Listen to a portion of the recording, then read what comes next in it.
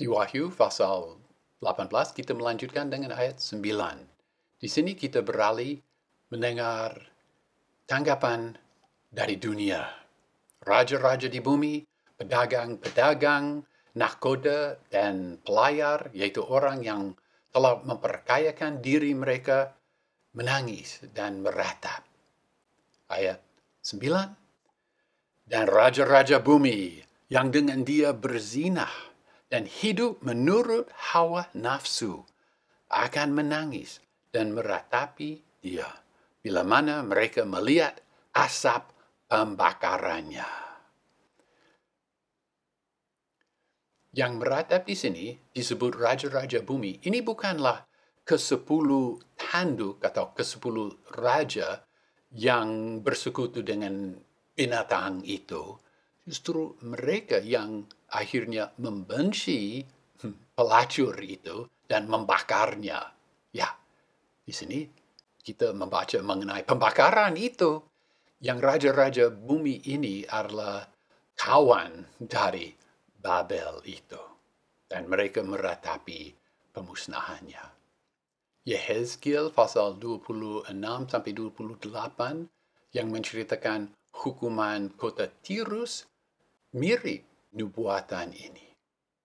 Ayat 10. Berdiri jauh-jauh karena takut akan siksaannya. Mereka berkata, celaka, celaka, kota yang besar, Babel, kota yang kuat, karena dalam 1 jam datanglah hukumanmu. Wah, ini kesaksian mereka, kesaksian raja-raja bumi, meningkatkan kesan dahsyatnya hukuman ini. Di antara sekian banyak raja, tidak ada yang berani datang menolong Babel. Mereka berdiri jauh-jauh. Mereka berdiri jauh-jauh dan hanya berkata celaka, celaka. Celaka dalam bahasa Yunani, uhai, uhai. Kata seruan, kata yang sangat sedih. Ayat 11. Dan pedagang-pedagang bumi akan menangis dan berduka cita atas dia, karena sudah tak lagi seorang pun membeli buatan mereka. Mereka tidak menangis karena kawan susah-susah. Mereka menangis karena mereka punya barang mewah itu tidak ada pasar lagi. Oleh sebab itulah mereka berduka cita. Ya, tidak ada kepastian Babel ini adalah Babel yang masa silam, harfiah, Babel itu akan dibangun kembali mungkin, atau Babel ini adalah nama samaran untuk kota New York, kota London, kota Shanghai, kota Singapura, atau pendapat saya, Babel ini adalah kiasan untuk semua kota-kota global yang sebenarnya satu sifat, ya, materialisme dan hawa nafsu. Jika ini satu kota hancur, maka kehancuran kota itu akan memicu kehancuran pasar barang mewah, sehingga tidak ada yang mau beli. Jika ini menceritakan semua kota-kota global, ya, kehancuran kota-kota itu berarti pasaran sudah hancur. Tidak ada yang sesudah gempa bumi yang berat, rumah hancur, tidak ada yang lari ke mall membeli barang-barang mewah. Dan apa itu muatan mereka? Ya, ayat 12 dan 13 menceritakan secara rinci. Muatan emas dan perak dan batu berharga dan mutiara dan lenan dan kain ungu dan sutra dan kain merah, dan segala kayu sitron, dan segala barang gading, dan segala barang dari kayu berharga, dan tembaga, dan besi, dan marmer, dan kayu manis, dan ukupan, dan mur, dan kemenyan, dan anggur, dan minyak zaitun, tepung halus, gandum, dan domba-domba, dan sapi-sapi, dan kuda-kuda, kereta, dan tubuh-tubuh, dan nyawa manusia. Secara tidak langsung, ayat ini mencela kemewahan dan keborosan Roma dan juga Laodikia. Menurut Bauckham, daftar ini dengan nyawa manusia sebagai puncaknya mengecam eksploitasi dan kolonialisme yang dijalankan melalui kuasa militer dan tipu daya materialisme. Dengan demikian, Kekaisaran Romawi mempunyai kuasa dan kemewahan. Dengan cara yang sama, pada akhir zaman Babel, kota Babel juga akan memperoleh kuasa dan kemewahan. Para pembaca pertama mengerti bahwa emas, gading, dan kayu yang harum baunya berasal dari Afrika Utara, rempah-rempah dari Arabia, kayu manis dari Tiongkok Selatan, mur dari Media, gandum dari Mesir, kuda dari Armenia, kereta dari Gaul, yaitu Perancis, dan hamba dari hampir seluruh dunia. Di dalam kitab Yehezkiel pasal 27, ada daftar barang-barang mewah yang memakai kira-kira separuh dari daftar ini. Dan Yehezkiel menyebut negeri asal dari barang-barang mewah itu masing-masing. Bauckham mengamati bahwa jumlah barang-barang itu adalah 28, 4 kali 7. 4 adalah angka bumi, dunia, bumi, dan 7 adalah angka lengkap. 4 kali 7 berarti ini segala sesuatu, ini mewakili segala sesuatu yang bumi, dunia menawarkan pada manusia. Jarang di Perjanjian Baru kita melihat bahwa memiliki manusia sebagai hamba itu dosa. Di sini ada petunjuk bahwa itu dosa. Di puncak daftar ini ada tubuh-tubuh dan nyawa manusia. Kata tubuh, soma dalam bahasa aslinya, dipakai kadang-kadang di luar Alkitab menceritakan hamba. Menurut hukum Roma, seorang hamba bukan manusia, dia bukan seorang. Dia bukan orang, dia bukan manusia. Dia res, dia barang. Res itu bahasa Latin untuk barang. Hamba tidak memiliki hak asasi manusia.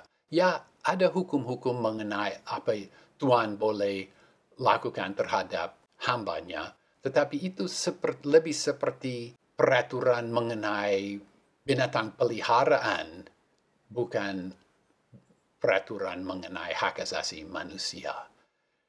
Mounce menceritakan sedikit mengenai kemewahan dan keborosan yang nyata pada masa Yohanes. Kaisar Nero pernah membelanjakan uang sebanyak dolar Amerika Serikat 100.000 untuk membeli bunga mawar dari Mesir.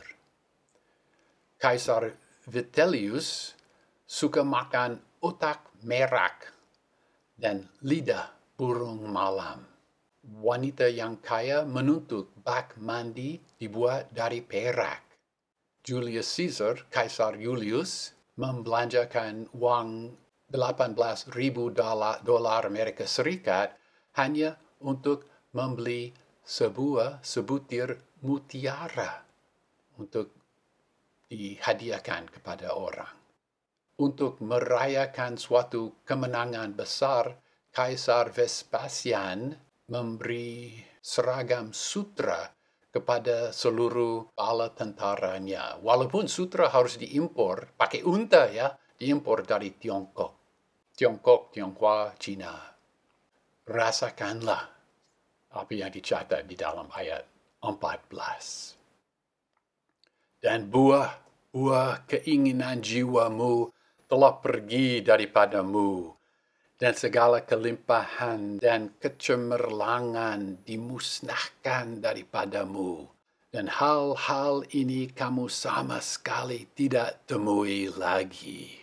Wah, perasaannya, buah buah keinginan jiwamu.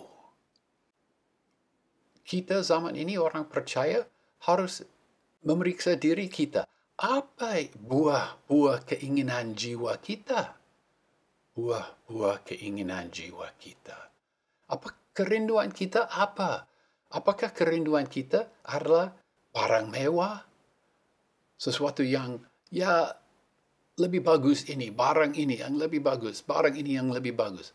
Ataukah kerinduan hati kita adalah terhadap Yerusalem baru, kedatangan Tuhan Yesus Kristus. Kebenarannya dinyatakan di seluruh bumi. Tetapi kita harus juga memahami sesuatu. Ini tidak berarti bahwa orang percaya tidak boleh memakai kayu manis di dapur. Ini tidak berarti bahwa orang tidak boleh memiliki mutiara. Tidak ada daftar barang. Barang ini tidak boleh dimiliki. Barang ini dilarang di dalam agama Kristen. Tidak ada daftar. Agama lain mungkin ada daftar. Oh, kamu tidak boleh ini. Kamu tidak boleh punya ini. Kamu tidak boleh punya. Iman kita tidak seperti itu. Dalam iman Kristen, kita dihimbau dan ditolong supaya semakin mengasihi Tuhan Yesus yang begitu ajaib, begitu baik.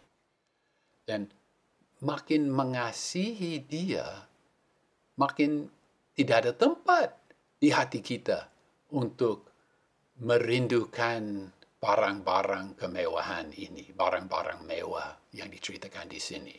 Bukan dilarang memiliki mutiara, tetapi jika kita merindukan mutiara, mana kerinduan untuk Tuhan Yesus Kristus? Nah, itulah. Jangan kita mengejar kekayaan jasmani. Mari kita semakin mengasihi Juru Selamat kita, Raja yang akan datang. Mari kita hidup bagi Dia setia sampai mati, supaya besok kita dipilih, diangkat, duduk bersama-sama Dia di atas takhtanya. Di dalam Roma pasal 8 ayat 20 kita membaca bahwa ciptaan Allah ditaklukkan pada kehampaan. Ini kenyataan yang kita semua alami. Dunia ini ditaklukkan pada kehampaan. Apa yang kita lakukan jika perasaan itu terlalu berat di hati kita? Ya, ada yang pergi belanja, beli sesuatu. Kemarin saya beli satu mutiara, tidak memuaskan.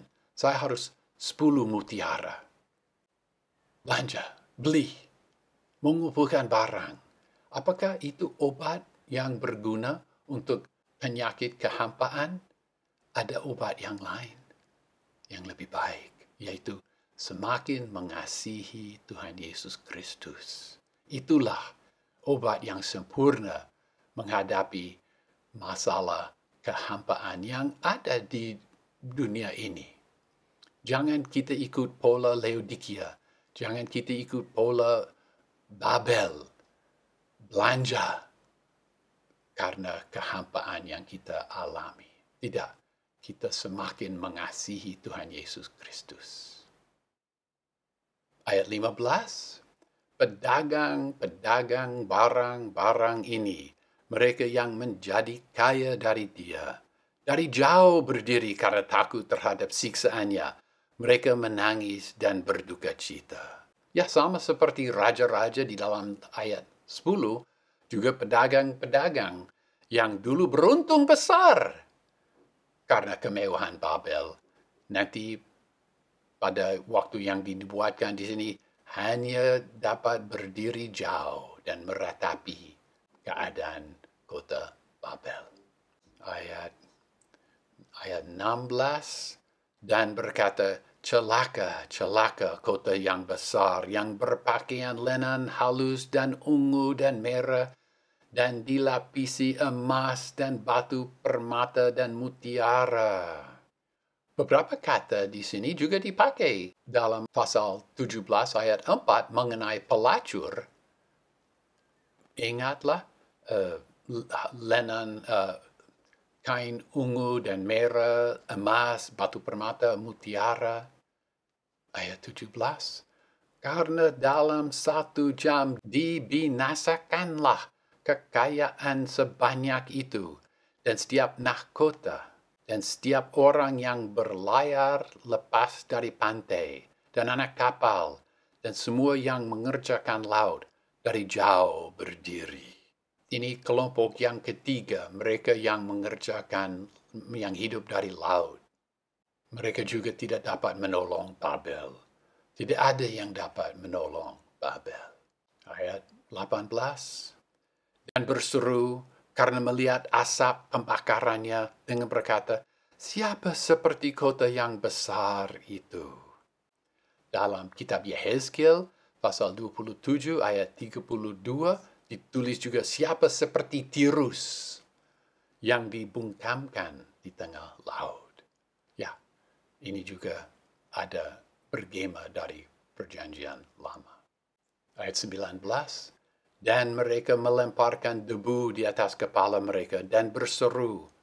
Mereka menangis dan berduka cita dan berkata, celaka, celaka kota yang besar, yang darinya segala pemilik kapal di laut menjadi kaya dari kekayaannya, karena dalam 1 jam dibinasakanlah.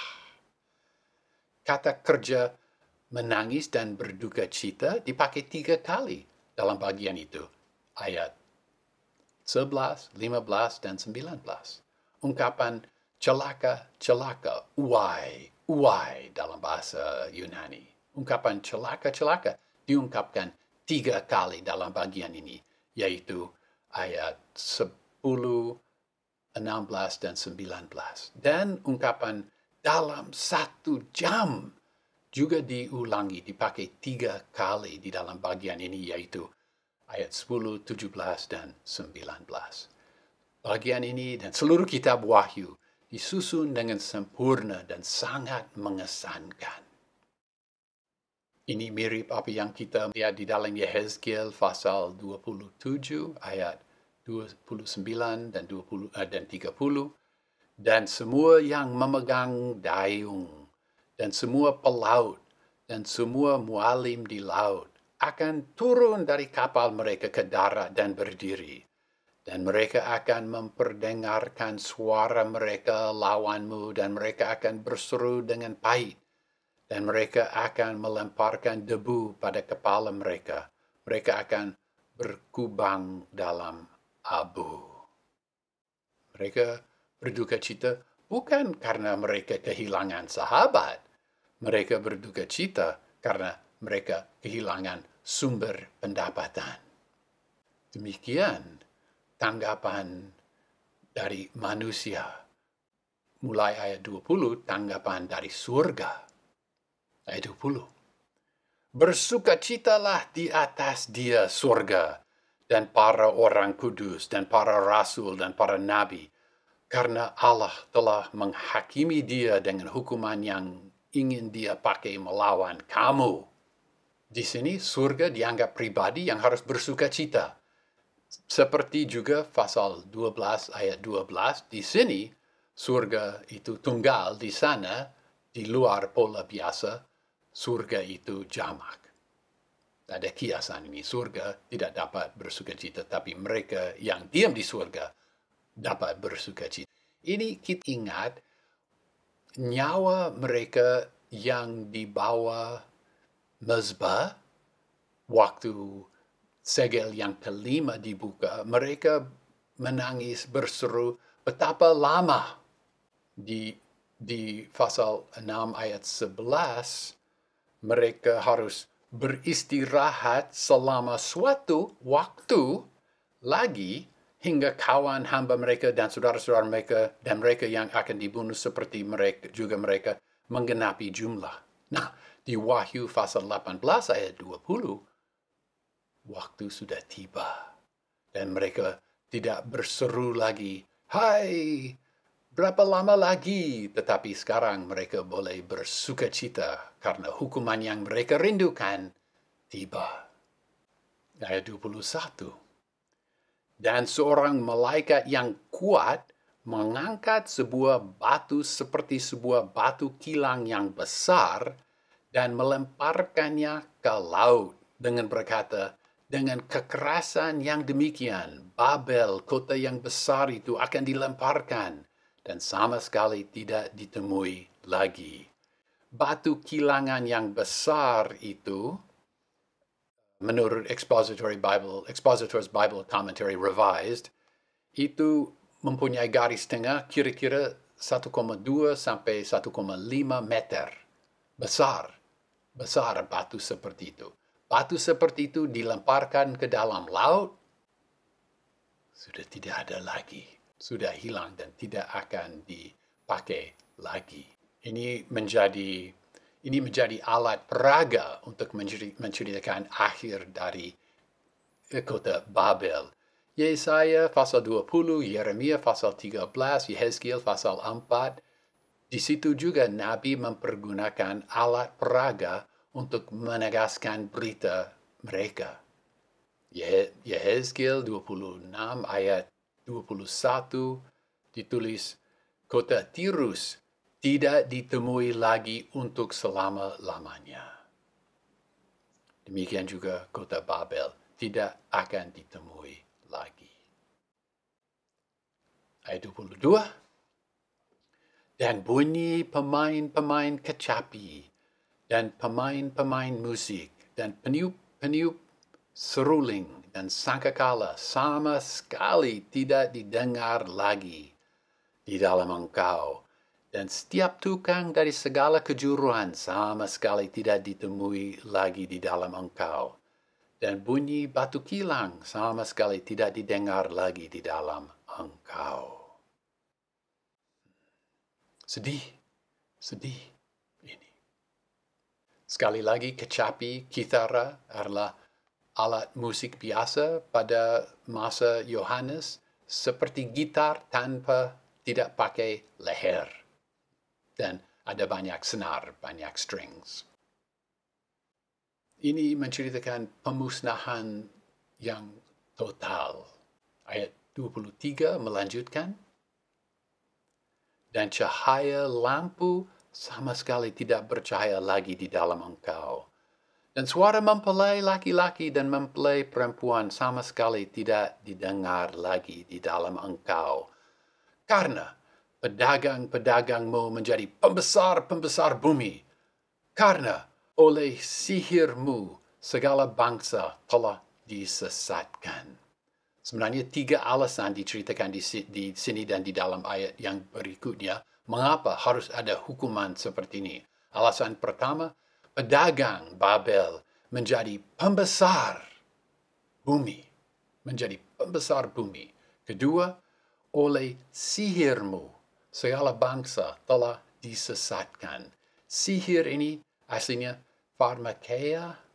Pharmakeia ini adalah, sihir lah. Kita juga harus berhati-hati supaya kita tidak disesatkan oleh sihir materialisme. Perhatikanlah, materialisme, kerinduan untuk menjadi kaya, mengutamakan barang-barang jasmani. Ada kuasa sihir di situ yang dapat menyita hati kita. Menguasai hati kita. Hati-hati. Ini sudah terjadi di kota Laodikia. Ini akan terjadi di Babel yang diceritakan di sini. Jangan ini terjadi pada kita. Waspadalah terhadap sihir materialisme. Ayat 24 menceritakan alasan yang ketiga. Dan di dalam dia, darah nabi-nabi dan darah orang kudus ditemui, yaitu darah segala yang disembelih di atas bumi. Ini alasan yang terakhir ketiga, penganiayaan. Jika kota Babel ini adalah Babel yang masa silam dibangun kembali, sulit dipahami bagaimana Babel yang sudah 2000 tahun tidak ada, tetapi masih bertanggung jawab atas mereka yang mati syahid pada abad ke-20 dan abad ke-19 di mana tidak ada kota Babel. Ya, ini lebih kuat ditafsirkan, dipahami, Babel ini adalah kota-kota yang berkuasa di bumi ini. Walaupun ada orang mati syahid di luar kota-kota besar itu, kota-kota global itu, tetapi yang bertanggung jawab atas pembunuhan itu, mereka berada di kota-kota besar ini, di Babel ini. Dan mereka bertanggung jawab. Inilah menceritakan hukuman yang akan jatuh atas mereka juga karena penganiayaan dan pembunuhan itu. Ya, pasal 18 ini menceritakan bahwa harta benda bersifat sementara dan dapat menguasai hati kita. Sudah menguasai hati mereka di Laodikia, jangan sampai hati kita dikuasai. Dan jika dikuasai hati kita, jika seperti hati mereka di Laodikia, harus bertobat. Mudah-mudahan pasal 17, pasal 18 ini menolong orang Kristen, orang percaya yang sudah terbelenggu dengan materialisme untuk meninggalkan itu, untuk membebaskan diri mereka dari bahaya itu. Firman Allah berkuasa. Renungkanlah pasal 17 dan pasal 18 jika saudara sadar bahwa memang ini menceritakan keadaan hati saudara. Supaya besok Tuhan Yesus kembali, kita semua duduk bersama-sama dengan Dia di atas takhtanya. Di Yerusalem baru yang kekal, tidak menderita dari pemusnahan kota Babel yang akan dimusnahkan dalam waktu 1 jam. Babel memberi janji, ya kamu akan lebih nikmat jika kamu memiliki harta ini. Belilah harta barang ini, belilah harta ini dari kami, belilah. Dan kamu akan lebih tenang dan lebih nikmat kehidupanmu. Itu janji-janji Babel. Tuhan Yesus juga punya janji. Kasihilah Tuhan Yesus. Layanilah Tuhan Yesus. Jagalah ajaranmu supaya murni. Besok saudara duduk bersama-sama dengan Dia di Yerusalem baru. Mau percaya, mau menerima janji-janji yang mana? Nanti di pasal 19, kita melihat sukacita di surga. Tadi, duka cita di bumi. Nanti pasal 19, sukacita di surga. Dan sesudah sukacita di surga diceritakan pasal 19 ayat 1-10, nanti kedatangan Tuhan Yesus Kristus juga diceritakan.